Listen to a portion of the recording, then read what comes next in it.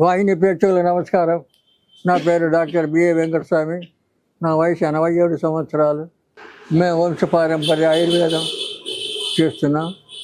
50 సంవత్సరాలుగా చక్రపల్లిలో మా క్లినిక్ ఉంది. ఆయుర్వేద పారసి క్లినిక్ ఉంది. ఎవరైనా ఎప్పుడైనా అక్కడికి రావచ్చు. అన్ని ఏ టు జెడ్ ఏ రోగం వచ్చినా మేము చికిత్స చేయగలం, చేస్తాం. తర్వాత నేను 20 పుస్తకాలు ఆయుర్వేదంలో రాశాను. 5 పుస్తకాలు జ్యోతిష్యంలో రాశాను. నాకు ఆయుర్వేదంలో ఎంత ప్రావీణ్యత ఉందో జ్యోతిష్యంలో కూడా నాకు అంత ప్రావీణ్యత ఉంది. 10 సంవత్సరాలు జ్యోతిష్ పత్రిక నడిపాను. అందులో పివి నరసింహరావు లాంటి వాళ్ళ జాతకాలన్నీ రాశాం మేము. కాబట్టి అది అప్రస్తుతం ఇప్పుడు అనుకోండి. ఇటువంటి అంటే అనుభవం ఉండి మీకు ఇప్పుడు కూడా సుమారు మామూలు జాతకాలని 3000 జాతకాల దాకా రాశాను. నేను రాస్తూనే ఉన్నాను. ఇప్పుడు కూడా 87 ఏళ్ళు వచ్చినా రాస్తున్నాను. నాకు ఎలాంటి రోగం ఇప్పుడు దాకా బీపీ అని షుగర్ అని ఇట్లాంటివి ఏమి లేవు. మామూలుగానే ఉన్నాం. కాబట్టి ఎందుకు జీవితంలో క్రమశిక్షణ ఉండాలి. క్రమశిక్షణ లేకపోతే మనిషికి ఏదో ఒక రోగం అనుభవిస్తాడు. ఎప్పుడు దగ్గుదమ్ము, చాలామందికి దగ్గుదమ్ము ఏముంటుంది. ఇప్పుడు జాతకరీత్యా బుధుడు చంద్రుడు ఈ గ్రహాలు సరిగా లేకపోతే దగ్గుదమ్ము వస్తుంది. ఆ రోజులంటే నవగ్రహాలను బట్టి రోగాలు ఏమొస్తాయి, వాటికి ఏం మందులు వాడాలా అని కూడా చూస్తాం మేము. అలాగా ఈ చంద్రుడు బాగలేకపోయినా ఈ బుధుడు బాగలేకపోయినా దమ్ము వస్తుంది అని చెప్పి కొంచెం మాకు చరిత్ర. అయితే శాస్త్రం చెప్తుంది. ఈ దమ్ముకు అడ్డసరం అనే ఒక చెట్టు ఉంది. అడ్డసరం మనకు ఎక్కడైనా దొరుకుతుంది చెట్టు. ఆ చెట్టు తీసుకోవాలా, ఆకులన్నీ నాగులు ఎత్తి ఎండబెట్టుకోవాలి. ఎండబెట్టి పొడి చేయాలి. పొడి చేసి చూడడం ఒక డబ్బాలో పెట్టుకోవాలి. ఆ తర్వాత మిరియాలు వేగించి పొడి చేయాలి. దాన్ని బట్టి కొద్ది గొప్పగా అంటే ఇప్పుడు ఒక 1/4 కిలో చూడడం ఉందనుకోండి, మనం కనీసం ఒక 2 తులాలు ఈ మిరియాల పొడి దాంట్లో కలుపుకోవాలి. కలిపి రోజు పొద్దున పూట సాయంత్రం పూట 2 పూట చేసుకోవాలి. ఎట్లా తేనె, నెయ్యి, వెన్న వీటిలో పెట్టుకొని తినచ్చు. ఈ రకంగా 2 నెలలు 3 నెలలు 6 నెలల దాకా వాడాలి. ఇది అయితే కంప్లీట్ మీకు దమ్ అనేది తగ్గిపోతుంది. ఉబ్బసం ఉండదు, దగ్గు రాదు, ఆరోగ్యం మంచిగా అవుతుంది. కాబట్టి దాన్ని మీరు వాడుకోవచ్చు. అట్లే ఈ దూసర తీగ అన్నాం ఇదివరకు ఇంకో దాంట్లో చెప్పినాం. ఆ దూసర తీగ కూడా ఇట్లాగే ఆడినిచ్చి ఇవి చేయొచ్చు. దూసర తీగ కూడా వాడుకోవచ్చు. లేదా మీరు మా దగ్గరికి వస్తే మేము దాని దగ్గర ఔషధం మాత్రలు చేసి మేము ఇస్తాం, మేము తీసుకోవాలి. కాబట్టి ఆ దమ్ము కోసం భయపడే అవసరం లేదు. ఇప్పుడు అలోపతి డాక్టర్ దగ్గర పోతే వాళ్ళు ఏం చేస్తారు, రోజు గోళీలు వేసుకుంటూ ఉండు అంటారు. అట్లా 10 రోజులు నెల తిని మళ్ళీ పోతే అప్పుడు కూడా మళ్ళీ వేరే మార్చిస్తారు. అట్లా ఒక్కొక్కరికి 10 రకాల గోళీలు రాస్తాడు. ఈ 10 రకాల గోళీలు తిని ఈ మనిషి బాడీనే మారిపోతుంది. మనస్తత్వం మారిపోతుంది, మైండ్ మారిపోతుంది. కెమికల్ తిని ఇక అన్ని ఆలోచనలు మారిపోతాయి. ఏం సరిగా సక్రమంగా ఉండవు. ఇవన్నీ ఆలోచన చేయరు. ఎందుకంటే ఇక మాట్లాడితే డాక్టర్ దగ్గర పోవాలా, మాట్లాడితే హాస్పిటల్కి పోవాలా. ఈ రకంగా ఈ హాస్పిటల్ అని చెప్పి ఉన్న సంపాదన, తెలివితేటలు, టైము అంతా కూడా వేస్ట్ చేసుకుంటున్నారు.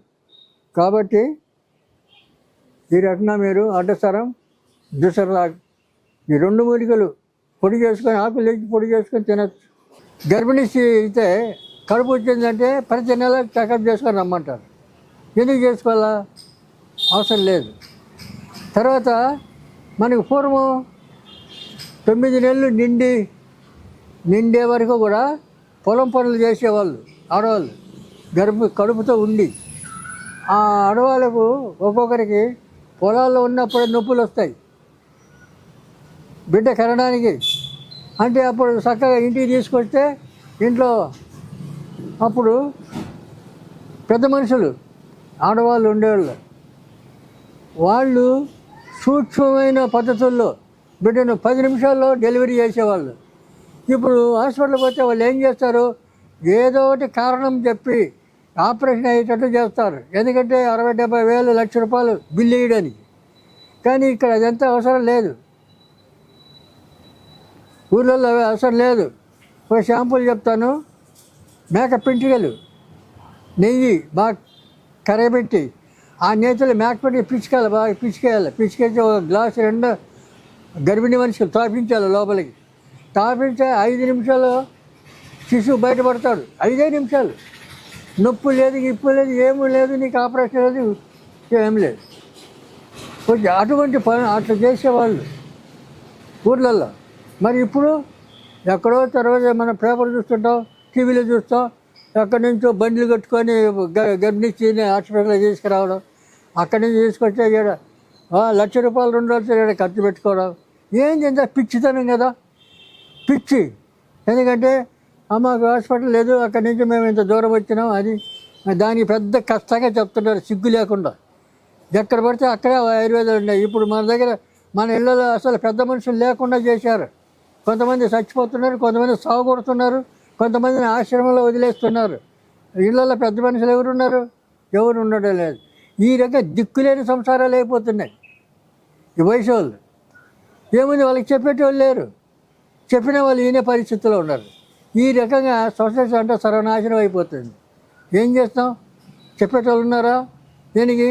ఇంకా దీనికి తోడు ఇంకా అక్కడక్కడ ఆధ్యాత్మికంగా గురువులు ఉన్నారు కొంతమంది. వాళ్ళు ఏం లేదు, వాళ్ళు ఏసీ గదులు, అపార్ట్మెంట్లు కట్టుకొని ఏసీ కార్లు, ఓ 10 మంది వాడు ఎంబడి బాడీ గార్డ్స్ ఈ తిరుగుతుంటారు. ఇటువంటి వాళ్ళు తయారయ్యారు. వీళ్ళు ఏం చెప్తారు ప్రజలకు? ఏం చెప్తారు? ఏమి చెప్పలేరు, వాళ్ళకే రాదు. ఇటువంటి పరిస్థితుల్లో ప్రపంచం ఎంత అధ్వాన్నంగా, ఎక్కువ తెలివితేటలు ఎక్కువైపోయి మూర్ఖులైపోతున్నారు.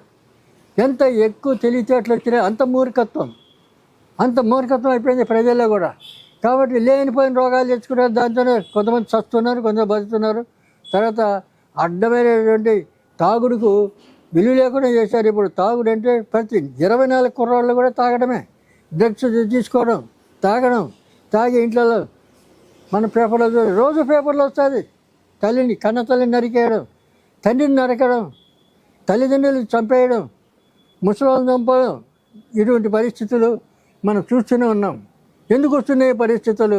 మనిషిలో పుట్టినటువంటి ఇంత తెలివితేటలు, ఇంత నాగరికత పెరిగి ఈ రకంగా నాశనం అయిపోతున్నారు. మరి ఎందుకు? ఇన్ని తెలుసుకోవడానికి ఎవరైనా చెప్పి ఉన్నారా? గురువులు ఎవరైనా ఉంటే వాళ్ళ క్షేమం, వాళ్ళ స్వార్థం గురించి వాళ్ళు ఉన్నారు, కానీ ఇది చెప్పే వాళ్ళు ఉన్నారా? చెప్పరు. వాళ్ళకి అవసరం లేదు. వాళ్ళు ఏమో మేము బాగా హాయిగా తిని బాగా ఒక్కొక్కడు ఇంత లావున ఉంటాడు. గురువులు చూసారా? బాగా బలిసి ఉంటారు, వస్తాదులాగా. ఇట్లా గురువులు మనకు పూర్వం ఎట్లా ఉండేవాళ్ళు? ఋషులు, మహర్షులు ఆకులు అలంలో తిని, కందగడ్డలు తిని బక్కగా ఎంతో హుషారుగా అక్కడ ఉండేవాళ్ళు. ఇటువంటి వ్యసనాలన్నీ వారికి ఉండేది కాదు. వీళ్ళు ఇప్పుడు అన్ని సుఖాలు పొందుతూ ఈ గురువుల పేరు చెప్పుకొని ఈ ఆధ్యాత్మిక చింతన దాన్ని కూడా నాశనం పట్టిస్తున్నారు. మరి ఎవరు ఇవన్నీ చెప్పాలా? ఇవన్నీ తెలుసుకోవాలా? తెలివి ఉంది, చదువు ఉంది, విద్య ఉంది, ఎన్ని తెలుసుకోరు మీరు? తెలుసుకోవాలా మీరు? ఎవరు కూడా తెలుసుకోవాలా? ఇవన్నీ మీ దగ్గరికి వచ్చి పట్టి చెప్పేటోళ్ళు ఉండరు.